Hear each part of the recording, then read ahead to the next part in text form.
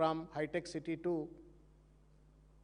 Airport రద్దు, శంషాబాద్ రద్దు అని చెప్పిండు. ఇంతకంటే చిల్లర మూర్ఖమైన నిర్ణయం ఇంకోటి ఉండదండి. World over wherever there exists industrial offices, from the airport to industrial offices, a quick transport, safe and peaceful transport ఉండాలా అని చెప్పని పారిశ్రామీకరణను ఎంకరేజ్ చేయాలనుకునే మెడకాయ తలకాయ ఉన్నటువంటి వాడెవడైనా ఆలోచించేది అదే. And that's what exactly what mister KTR did. చేసి దాన్ని చేస్తే దాన్ని రద్దు చేసి పడేసిండు. ఒకటి, సిఎఫ్ఓని అరెస్ట్ చేస్తా అని బెదిరించిండు. రెండు, మెట్రో రైలును శంషాబాద్ వరకు ఉన్న మెట్రో రైలును రద్దు చేసిండు. మూడవది, ఈయన ఉప్పల్ నుండి నేను ఆయన ఫ్యూచర్ కోసం, ఆయన కుటుంబం ఫ్యూచర్ కోసం నిర్మించుకుంటున్న ఫ్యూచర్ సిటీకి నేను మెట్రో రైలును కట్టుకుంటా అని చెప్పని దానికి నేను కడుతున్నా, ఆ నిర్మాణము ఆ మెయింటెనెన్స్ బాధ్యతలు కూడా ఎల్ఎన్టీ అని చెప్పని మొత్తానికి అడ్డమైన చర్చలు చేసిండ్రు. ఆ చర్చల ఫలితం ఏంద్రా అంటే ఇవాళ ఎల్ఎన్టీ ఇవాళ మెట్రో రైలును వదులుకునే పరిస్థితి, ప్రభుత్వం ఏందో గొప్ప ఘనాపాటిగా నేనే నడుపుతా అని చెప్పని దాన్ని టేక్ ఓవర్ చేసినాము అని చెప్పిండ్రు. మీడియా సోదరులు బహుశా ఈ లెటర్ చూసుంటారు అని నేను అనుకుంటున్నాను. నేను తెలంగాణ ప్రజలకు కూడా ఇది నేను ట్విట్టర్లో చూసిన, తెలంగాణ సీఎంఓ ట్విట్టర్ ఐడిలో ఈ లెటర్ నిన్న చూసిన. ఇది కిషన్ రెడ్డి గారికి ముఖ్యమంత్రి రేవంత్ రెడ్డి గారు రాసినటువంటి ఒక లేఖ. నేను అడుగుతా ఉన్నాను రేవంత్ రెడ్డి గారిని, ఇది ప్రైవేట్ లెటరా లేదు బహిరంగ లేఖ అంటున్నావు నువ్వు, ఇది ప్రైవేట్ లెటరా లేకపోతే డిఓ లెటరా? Is it an official letter in the capacity of a chief minister or is it a private letter that you have written to mister Kishan Reddy? ఈ మొత్తం లేఖ సారాంశం ఒక్కసారి చదివినట్టయితే పాడిందే పాట లెక్క రాసిండు ఇంట్లో. అంతకుముందు ప్రెస్ నోట్ పెట్టి ప్రెస్లో మాట్లాడిండు కదా, ప్రెస్లో మాట్లాడిన అంశాలనే ఇందులో కూడా లేఖ రాసిండ్రు. ఈ లేఖ అంటే ఎంత బాధ్యత లేని వ్యక్తి, బాలకృష్ణ సినిమాలు, జూనియర్ ఎన్టీఆర్ సినిమాలతో ప్రభావితమై రాజకీయ నాయకుడైతే ఎట్లుంటాడు అనటానికి రేవంత్ రెడ్డి ఈ లేఖ నిదర్శనం. ఇది దాదాపు 1000 కోట్ల అంటే 15,000 కోట్ల రూపాయల అప్పు తెలంగాణ ప్రజల మీద రుద్దుతున్నటువంటి ఒక state government take over project. ఇది రోజు 5 లక్షల మంది ప్రజలు ప్రయాణించేటువంటి ఒక ప్రతిష్టాత్మకమైనటువంటి ఒక ప్రామాణికత కలిగినటువంటి ఒక most important vital transport project ఇది, ట్రాన్స్పోర్ట్ ప్రాజెక్ట్ ఇది. దీని మీద తెలంగాణ భవిష్యత్తు, హైదరాబాద్ భవిష్యత్తు, హైదరాబాద్కు పెట్టుబడుల భవిష్యత్తుకు సంబంధించినటువంటిది. చిన్నపిల్లగాళ్ళు లేఖలు రాసుకున్నట్టు లవ్ లెటర్లు రాసినట్టు రాసిండేది. I don't understand mister Revanth Reddy, who is your advisers? ఎవరయ్యా నీ అడ్వైజర్లు? ఇంత పెద్ద ప్రామాణికత కలిగిన అంశాన్ని నువ్వు ఒక డిఓ లెటర్ రాసి ఆ డిఓ లెటర్ నన్నా పబ్లిక్ డొమైన్లో పెట్టినావంటే ఓకే బై, ప్రభుత్వం ఒక ప్రయత్నం చేస్తున్నది, ఆ ప్రయత్నాన్ని ప్రజలకు తెలియాలి పారదర్శకంగా అని చెప్పని పెట్టిందంటే అనుకోవచ్చు. ఇదో ప్రైవేట్ లెటర్ రాసినట్టుగా డియర్ శ్రీ కిషన్ రెడ్డి గారు అని చెప్పని లేఖ అంతా రాసినారు. ఈ లేఖలో ఉన్నటువంటి ఒక లెక్కల ముక్కలను, ఈ లెక్కల తప్పులను నేను బయటికి చెప్పే ముందు నేను మీకు కొన్ని విషయాలు తీసుకొచ్చే ప్రయత్నం చేస్తాను. ఏమంటాడు ఇక్కడ 9th paragraph, the government of Telangana and people of Telangana are not asking for charity or any special favor. We only ask that a duly sanctioned loan approved by the government of India. As a senior union minister from Telangana, you occupy a unique position and I need not remind you of your responsibility to ensure sanctioned loan is disbursed అని చెప్పని లేఖ రాస్తాడు. మళ్ళీ ఏమంటాడు 12వ పారాగ్రాఫ్లో, కేర్ఫుల్గా వినండి అన్న, ఇది బాలకృష్ణ జూనియర్ ఎన్టీఆర్ ఉట్టిగానే అనలే ఈ మాట, ఇది చూసి అంటున్నాను నేను. If you need any clarification regarding the take over of transaction, అంటే ఎల్ఎన్టీ నుండి రేవంత్ రెడ్డి టేక్ ఓవర్ చేసిన ట్రాన్సాక్షన్ పైన నీకేమైనా క్లారిఫికేషన్ కావాలంటే ద సైన్డ్ అగ్రిమెంట్, సంతకం చేసిన అగ్రిమెంట్ కానీ, లేదు ప్రపోజ్డ్ ఫేజ్ 2 ఈయన ఫ్యూచర్ సిటీకి కట్టుకుంటా అన్నటువంటి ఒక ఫేజ్ 2 కానీ ఎక్స్పాన్షన్ కానీ, I would be available to meet you personally, వ్యక్తిగతంగా నీకు కలవడానికి నేను సిద్ధంగా ఉన్నా, along with officers concerned at any place and time. Balakrishna కొడతాడు చూసినరా, ఏదో సినిమా డైలాగ్ ఉంటుందన్న, నాకు సమరసింహారెడ్డి అనుకుంటా కదా, ప్లేస్ నువ్వే చెప్పు, ఏదో టైం నువ్వే చెప్పు, నేను ఎక్కడికంటే అక్కడికి వస్తా అన్నట్టు లేఖ రాసిండు. Convenience to provide such clarifications. Therefore, through this open letter, Dasoju Shravan రాస్తాడు ఓపెన్ లెటర్, లేదు ప్రజలు రాస్తారు ఓపెన్ లెటర్లు. ముఖ్యమంత్రి ఓపెన్ లెటర్ రాయటం ఏంటే? డిఓ లెటర్ రాయి, అఫీషియల్ కమ్యూనికేట్ చేయి. లెటర్ నెంబర్ పెట్టి సాక్షాత్తుగా ఇన్వార్డ్ అవుట్వార్డ్ పెట్టి రాయి. లవ్ లెటర్ ఇదేమన్నా కిషన్ రెడ్డి గారికి మీరు రాసేది? అంటే ఎంత కేర్లెస్నెస్, అడ్మినిస్ట్రేటివ్ స్టూపిడిటీ అంటారు ఇది. There are certain protocols. గవర్నమెంట్లో ఉన్నటువంటి వాళ్ళు కమ్యూనికేట్ చేసినప్పుడు there are certain protocols, there are certain standard processes. అదేదో ఇంత పెద్ద అంశం. గమ్మత్ ఏందన్నా మీకు తెలుసా? ఇప్పుడు నేను దాంట్లోకి వస్తా 2 నిమిషాలు అయితే.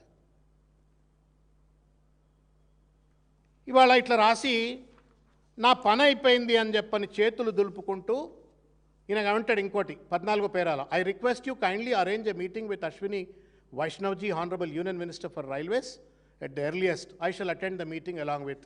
నాకు తెలియదు మరి కిషన్ రెడ్డి గారు ఏమైనా ఈయనకు పిఏనా మీటింగ్ ఈయనకు అరేంజ్ చేయడానికి? నీ గవర్నమెంట్ ఆఫ్ నీ అడ్వైజర్ ఉన్నారు కదా, state government advisors in Delhi ఉన్నారు. మల్రవి గారు అదే పాత్ర పోషిస్తారు అనుకుంటా. నీ ఎంపీలు అంతా ఏం చేస్తూ ఉంటారు? 8 మంది ఎంపీలు ఎందుకు వైష్ణవ్ దగ్గర పోయి ధర్నా చేయట్లేరు? ఒకవేళ గనక ఐఆర్ఎఫ్సి గనక నిధులు వచ్చిన తర్వాత కూడా ట్రాన్స్ఫర్ చేయకపోతే కిషన్ రెడ్డిని ఎందుకు బతలాడుతున్నావు? రైల్వే మినిస్టర్ని ఎందుకు లేకపోయి ఆయన ఇంటి ముందు ధర్నా చేయట్లేవు? నువ్వు నీ ఎంపీలను తీసుకుపోయి ధర్నా చేయించట్లేవు? ఈ కిషన్ రెడ్డి గారికి లేఖ రాసి ఏం సాధిద్దామనుకుంటున్నావు రేవంత్ రెడ్డి నాకు చెప్పను? అంటే ఏంటి? దీన్ని అడ్డం పెట్టుకొని రాజకీయంగా లబ్ధి పొందాలనుకుంటున్నావు తప్ప ఈ సమస్యను పరిష్కారం చేసి తెలంగాణ ప్రజలకు, హైదరాబాద్ ప్రజలకు ఆ మెట్రో రైలు పైన సమస్యను పరిష్కరించాలనే చిత్తశుద్ధి ఇసుమంత కూడా లేదు నీకు. ఇసుమంత కూడా లేదు నీకు. Shame on you.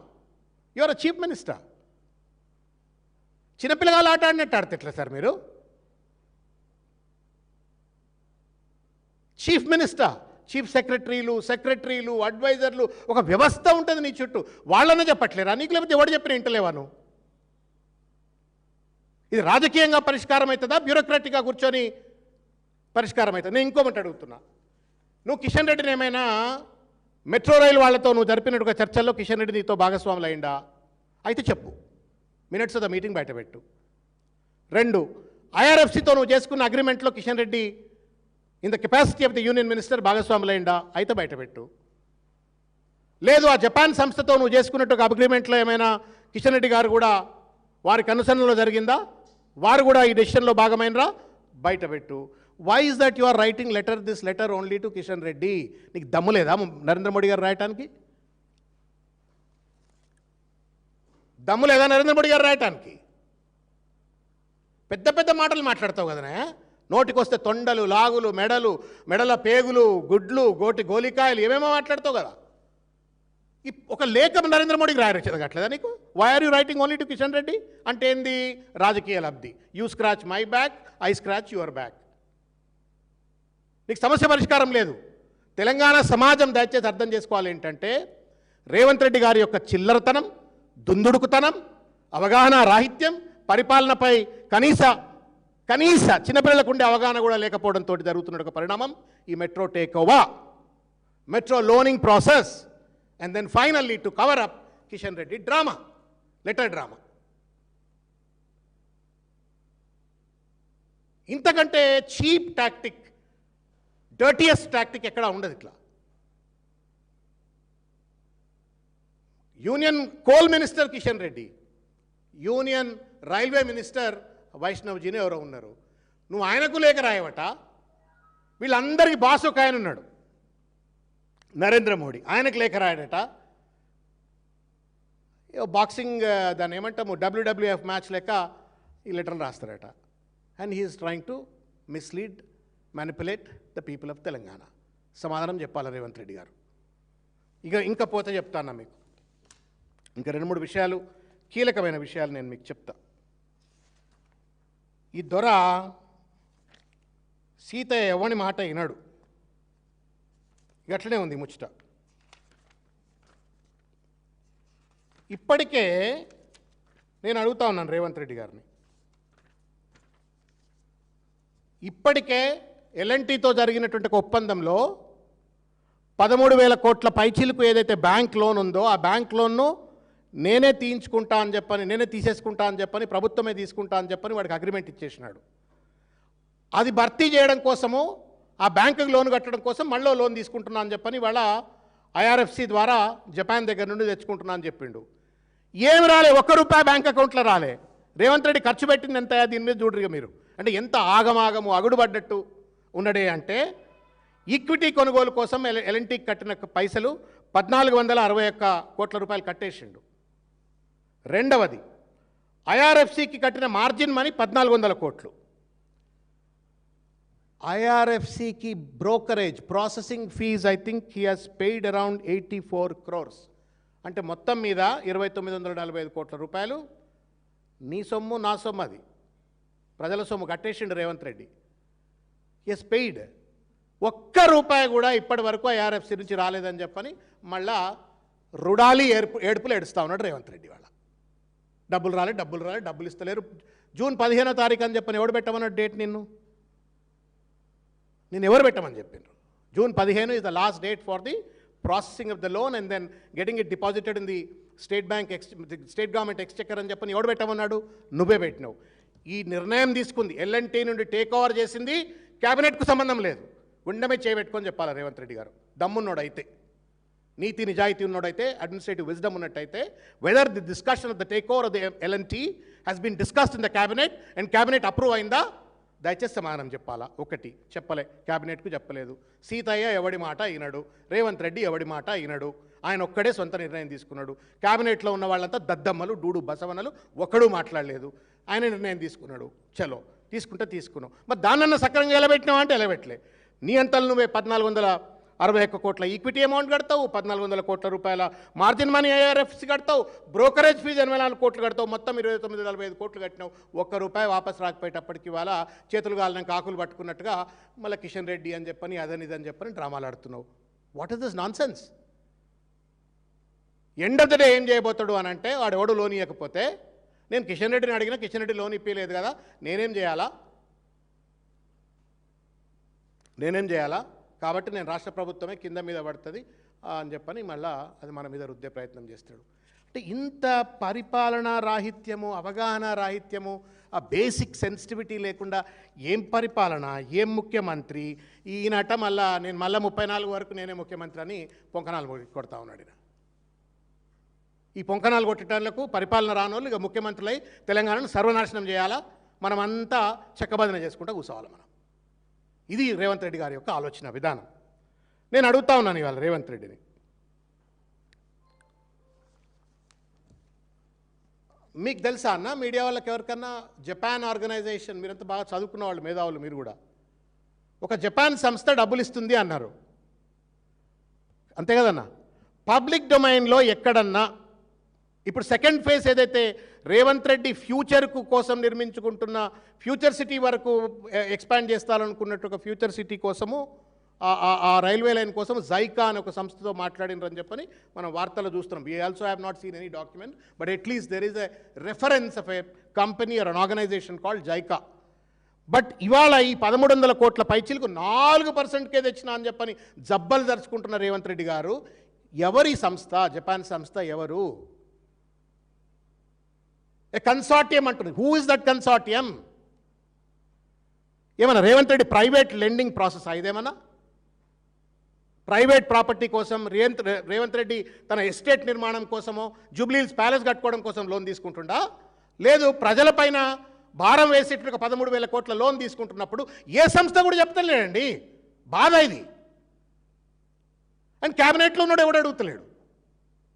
ఇప్పటి వరకు కూడా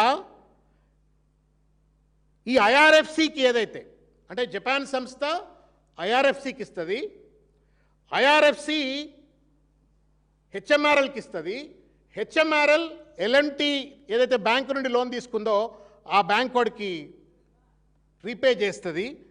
మళ్ళా through IRFC state government auto debit system ద్వారా, ఆర్బీఐ పర్మిట్ ద్వారా స్ట్రైట్ అవే ఆ జపాన్ ఓన్కి త్రూ ఐఆర్ఎఫ్సి కడుతుంది అంటున్నాడు. నేను అడుగుతా ఉన్నా రేవంత్ రెడ్డి, ఎవరు ఈ జపాన్ సంస్థ? మీ చుట్టమా, మీ పక్కమా, మీ దోస్తులకు సంబంధించిందా, లేదు అక్కడ ప్రభుత్వానికి సంబంధించిందా, జపాన్ ప్రభుత్వ రంగ సంస్థనా, ఎవరిళ్ళు? నేను I'm not even disputing whether they are credible or not credible. But నేను యాజ్ అ సిటిజన్గా, ఒక పౌరుడిగా నా పైన కూడా లోన్ భారం పడుతుంది కాబట్టి ఈ లోన్ భారం నా పైన మోపుతున్నప్పుడు నేను ఎవరికి బాధ్యుడిని అవుతున్నా, ఎవరి దగ్గర నుంచి నా ప్రభుత్వం లోన్ తీసుకుంటుందో కూడా నాకు తెలియద్దా? ఈవీ కార్ రేస్ సంబంధించిన అంశంలో ఒక ప్రభుత్వం బ్యాంక్ అకౌంట్ నుండి ఆ నిర్వహిస్తున్న సంస్థకు లోన్ పంపితే అది తప్పని చెప్పని ఛార్జ్ షీట్లు, ఎఫ్ఐఆర్లు, కథలు, కార్ఖాన్లు, డ్రామాలు చేసిన Revanth Reddy, when you are taking a loan of 13,000 crores and unidentified, దాన్ని ఏమంటే అపరిచితుడు అంటాం కదా, పేరు పెట్టి నువ్వు సంస్థ లోన్ అని చెప్పని అంటున్నావు. we deserve to know, sir, and you have obligation to make transparent. అందరు చెప్పాలని బాధ్యత అది. ఏమి ఇష్టారాజ్యమా? ఏమైనా ప్రైవేట్ దుకాణమా తెలంగాణ రాష్ట్రం ప్రభుత్వం అంటే? వాడికి కూడా అప్లికేషన్ ఉంది ఇప్పుడు, లేకపోతే జిఎస్టీ వచ్చి మెడలు మోస్తాడు ప్రైవేట్ దుకాణాన్ని కూడా. Everything is transparent. ఇదంతా డిజిటల్ ఎకానమీ. అదైపోయిందన్న. అదైపోయాక నేను రెండో ముచ్చట చెప్తా మీకు, ప్రజలకు తెలియవలసినటువంటిది. ఇప్పుడు ఇవాళ మెట్రో రైల్ దగ్గర షేర్ అగ్రిమెంట్ కొన్నా అన్నాడు కదా, మొత్తం టేక్ ఓవర్ చేసిన అన్నాడు కదా, ఆ డాక్యుమెంట్ బయట లేదు, ఇప్పటికి పబ్లిక్ డొమైన్లో లేదు. బయట పెట్టి Revanth Reddy, you have an obligation to make it transparent. 2, ఐఆర్ఎఫ్సితో నువ్వు చేసుకున్నటువంటి ఒక ఒప్పందం డాక్యుమెంట్ బయటపెట్టు. ఐఆర్ఎఫ్సితో నువ్వు ఏం ఒప్పందం చేసుకున్నావు, ఎంత బ్రోకరేజ్ ఇస్తా అన్నావు, బయటపెట్టు అది. తర్వాత ఆర్బీఐ ప్రత్యక్ష డెబిట్ ఆదేశం ఇచ్చింది అని చెప్పని నీ ప్రకటనలో చెప్తా ఉన్నావు. ఏది ఇంతకుముందు చెప్పినాను కదా, ఆటో డెబిట్ ద్వారా రీపేమెంట్ అని చెప్పని అన్నాడు కదా, that document also is not in the public domain. 3వది, జపాన్ సంస్థ అంటున్నావు. ఈ సంస్థ మీ చుట్టందా, పక్కందా, దోస్తుదా, ప్రభుత్వందా, పిఎస్యుదా, ఎవరిది? దాని వివరాలు కూడా బయటపెడతలేవు. బయటపెట్టు అని చెప్పి నేను కోరుతున్నా. తర్వాత ఐఆర్ఎఫ్సి మధ్యవర్తి ఫీజులు ఎంత, దాని వివరాలు పూర్తిగా బయటపెట్టమని నేను కోరుతున్నా. తర్వాత క్యాబినెట్లో చర్చ చేయలే. నువ్వు నిజంగానే కనుక డెమోక్రాట్ అయితే, డెమోక్రాటిక్ స్పిరిట్ను కనుక నమ్మినట్టయితే, నువ్వు నిజంగానే హిట్లర్ లెక్కనే పరిపాలన కొనసాగిస్తలేను అనుకున్నట్టయితే క్యాబినెట్ రెజల్యూషన్ను బహిర్గతం చెయ్యి. That this has been approved, that government will take over this LNT loan. ఇష్టారాజ్యం నడుస్తూ ఉంది రాష్ట్రంలో. పిచ్చోడి చేతిలో పరిపాలన అంటే ఇట్లనే ఉంటుంది. స్వంత నిర్ణయం అడిగే దమ్మ ఒక్క మంత్రికి లేదు. కాంగ్రెస్ పార్టీ డిఫంక్. ఒకప్పుడు కొంత జనరల్గా ముఖ్యమంత్రులను, మంత్రులను కూడా గట్టిగా ప్రశ్నించే పార్టీ అది. They won't spare anybody. అది ఏమైందో ఆ పార్టీకి నాకు అర్థం కావట్లేదు. ఇంత పెద్ద తప్పిదాలు చేస్తే కూడా క్యాబినెట్లో ఉన్న ఉత్తమ్ కుమార్ రెడ్డి మాట్లాడు, బట్టి మాట్లాడు, షేర్బాబు మాట్లాడు, పొన్నం ప్రభాకర్ మాట్లాడు, అందరికందరూ మూతికి తాళాలు వేసుకొని కూస్తున్నారు. ఏం న్యాయం ఇది? బయటపెట్టు cabinet resolution if in case you not taken a dictatorial decision Revanth Reddy. తర్వాత 1400 కోట్ల మార్జిన్ మనీ అన్నావు. ఇది ట్రెజరీ ఆర్డర్లో ఉందా, పబ్లిక్ డొమైన్లో ఉందా? ఇది నువ్వు ప్రకటిస్తున్నావు తప్ప ఇంతవరకు దీనికి సంబంధించిన డాక్యుమెంట్లు కనబడతలేవు. దయచేసి Revanth Reddy, it's not a private property. నువ్వు ఇట్లనే చేస్తూ పోతే నువ్వు ఎట్లా జైలుకు పోతావు?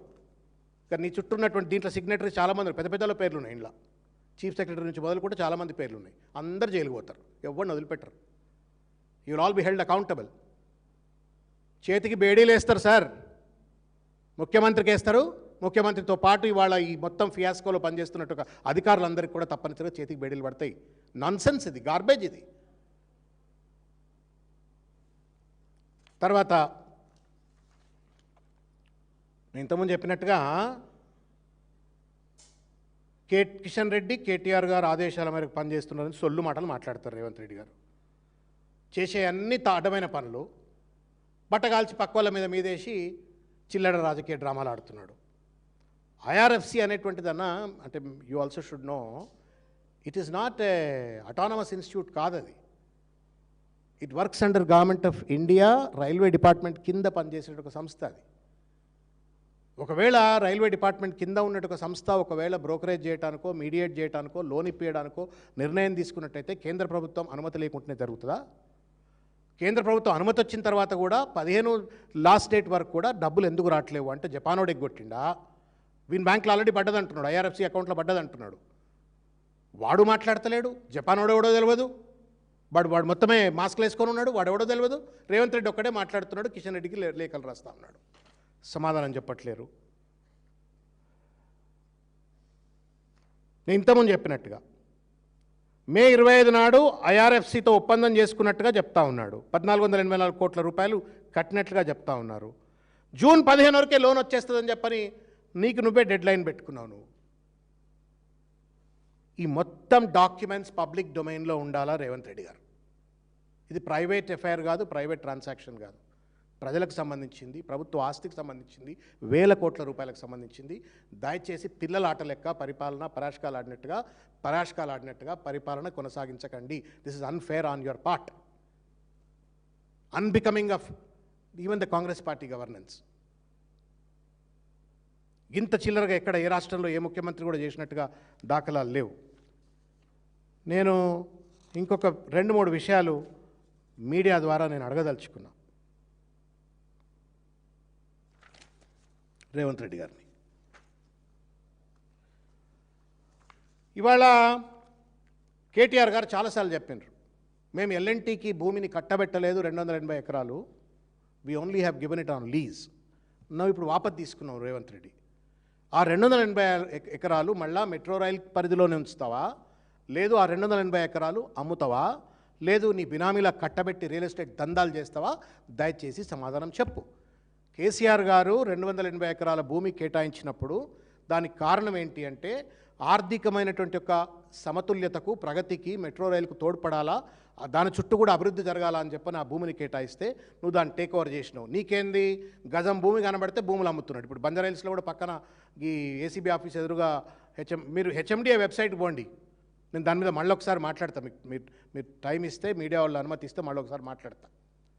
హెచ్ఎండిఏ వెబ్సైట్ పోండి, దయచేసి చూడరా, నా గూగుల్ కొట్టి చూడ్రి. అదే రియల్ ఎస్టేట్ కంపెనీ నన్ను అడుగుతాడు. మొత్తం అడ్వర్టైజ్మెంట్లు, దాంట్లో బ్రోషర్లు చూస్తే మీరు పిచ్చిలేసిపోతుంది. ప్రభుత్వమా లేదా పిచ్చోళ్ళ ఆయిల్ రియల్ ఎస్టేట్ దంద చేస్తే వాళ్ళు ప్రభుత్వం నడుతుందా మీకు అప్పుడు అర్థమవుతుంది. భూమి కనబడితే అమ్ముతున్నాడు.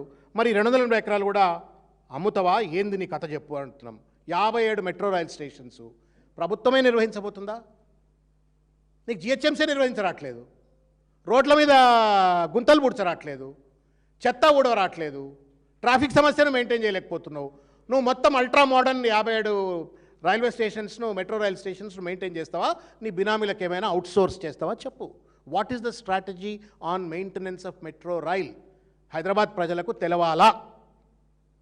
ఆస్తులు రియల్ ఎస్టేట్ దందాలోకి ఎత్తైతే ఈ మెట్రో రైల్ స్టేషన్లను ఇప్పటిదాకా అద్భుతంగా నడిపినరు.